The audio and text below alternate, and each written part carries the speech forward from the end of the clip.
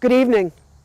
Tonight we're joining you from Durham, North Carolina for the Southerners for Medicaid Expansion Digital Vigil. We're uniting in this fight to expand Medicaid in memory of the thousands of people who have died from not being able to get the health care they needed, like my son Michael. This is a matter of life and death, and if our policymakers don't do something, 3 people will die today, and 3 more will die tomorrow, and 3 more will die every day until we expand Medicaid and make sure people have the health care they need and deserve. Expand Medicaid for South.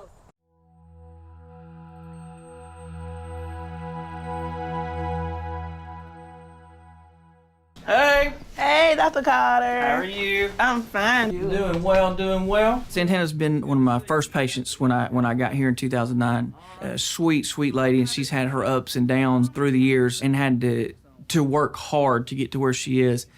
I am an infantile teacher for Head Start, full-time. I make $16,000 a year, and I live in Prattville.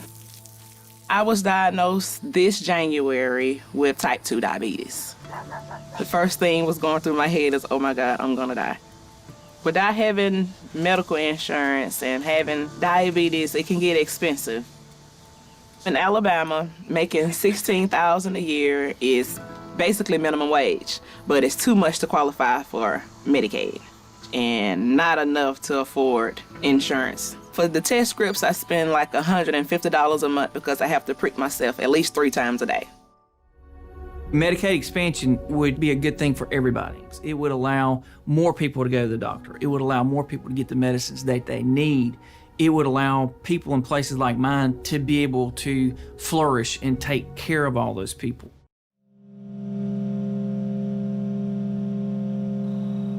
That I have to choose between seeing a doctor and having a roof over my head, having food on my table. I don't think that that's fair. When it comes to mold, I am highly allergic to it.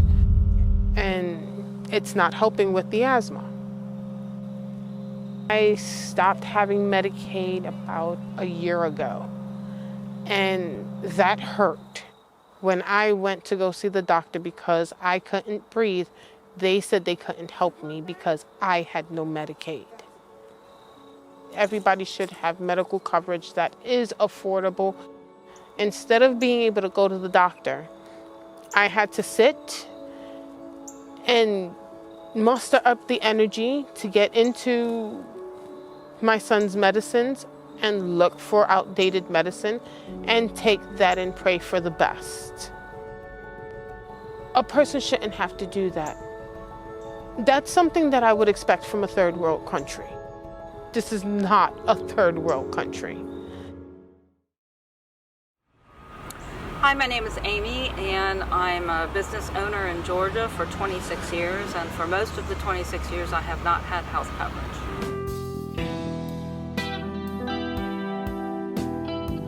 I'm hypothyroid, which I've been struggling with for 12 plus years, I think now, and that has caused a number of issues.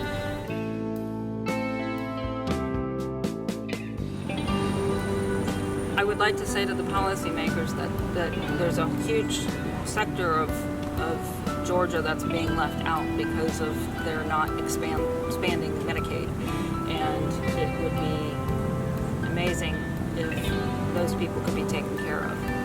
Any political leaders, legislators, others who really say that our low-income workers don't need health care coverage, drop your own coverage.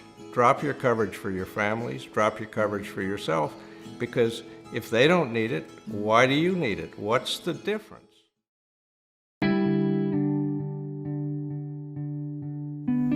My daughter journaled about wanting to save money to get help. She wanted to save enough money to call a treatment center to be accepted to get help with her addiction. She couldn't rub 2 nickels together. She couldn't work. Most of her adult life she was homeless. But she had a dream. She had a dream of getting better. She had a dream of getting the help that she needed for her diseases. That dream died with her, May 12, 2018. If Jessica had qualified for Medicaid, I believe she would still be here today. If she'd have gotten the help that she needed for her mental illness and her substance use disorder, she would be with her daughter today. Health care isn't a privilege. Everyone should have health care.